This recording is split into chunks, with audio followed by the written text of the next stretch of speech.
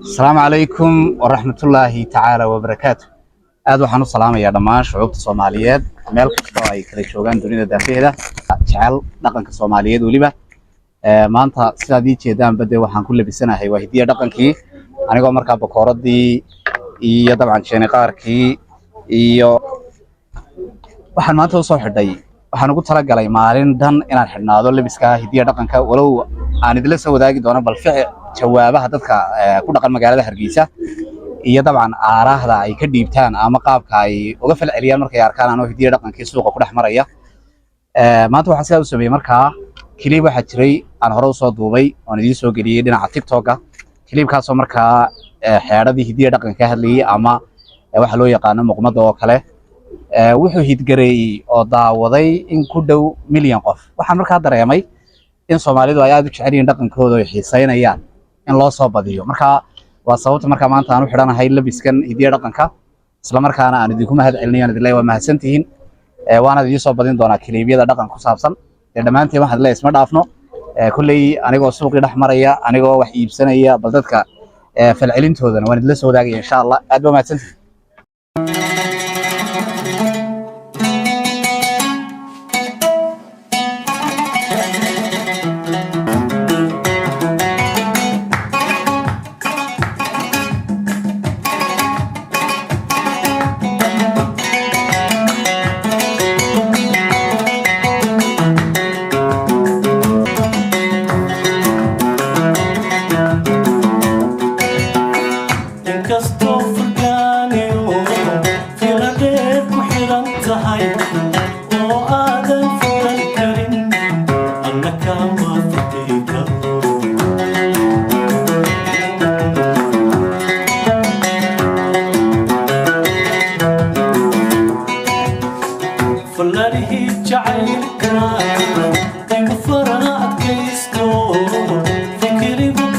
maanta waxay ahayd maalin maalmihii hore oo dhan inooga duwan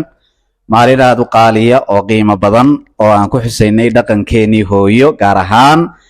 hablabiska raggeena Soomaaliyeed raggii hore Soomaaliyeed iyo imikaba hidaha iyo dhaqanka aynu leenahay oo aan maanta si diiran ugu xaragooday magaalada Hargeysa dhexdeeda anigoo markaa ka duulaya bal inaan eego falcelinta markaa ay ka bixiyaan reer Hargeysa inta markaa aan iska hornimaadno ama aan kulano wixii aan filayay ayaa dhacay waayo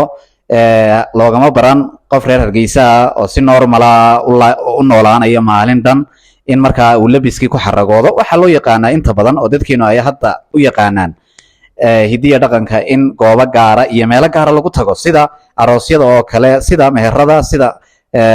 goobaha hidiyo dhaqanka lagu xusayo maalmaha hidiyo dhaqanka la xusayo ayay u yaqaanaan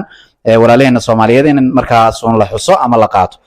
taasoo markaa khalada waayo waa labiskii iyo hugii inagu aynu lahayn ka awow dadkeen markaa ay ku xaragoon jireen marka maanta meelo kala duwan suuqii Hargeysa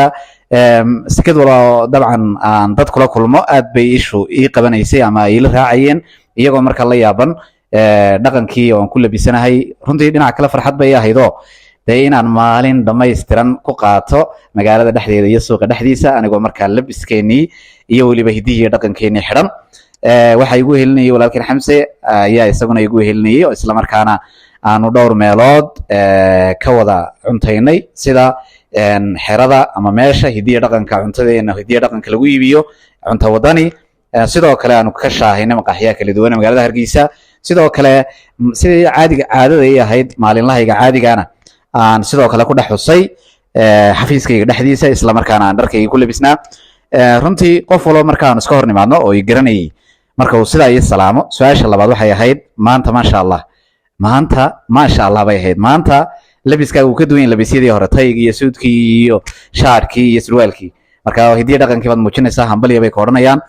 runtii falcelin fiican baan kala kulmay dadkuna aad bay u xiiseynayeen waxyaabaha marka dhaqankeenii hore in lasoo nooleeyo ayay taasina markaa inoo cadaynaysa